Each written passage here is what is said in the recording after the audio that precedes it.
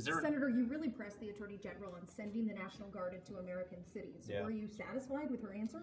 Well, I get that President Trump wants to solve problems and he likes solving them fast, but I just don't think it's sustainable. Nor do I think is it appropriate to let local leaders off the hook, like the mayor of Chicago and the governor of Illinois.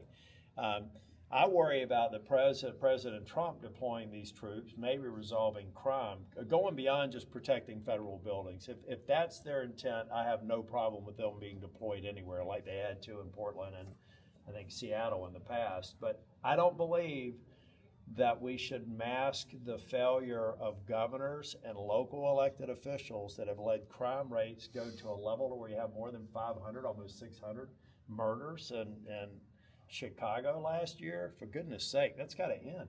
What I worry about is, let's assume that it's okay, we get used to the National Guard getting deployed, President Trump goes, the next president, maybe a Democrat president, says they're all removed. Then all we've done is push that fundamental problem of failing public safety in those states today down the road 3.5 years, 1,500 murders later, maybe in Illinois alone. There's some talk that Trump might use the Insurrection Act to push these troops into cities that are trying to reject them. I don't think that makes sense. I think that's an overreach.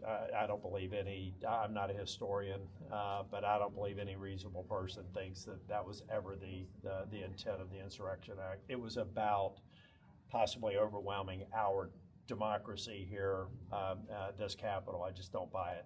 Look, but I've also said, if I were in the administrative branch, I'd be pushing the same envelope, right?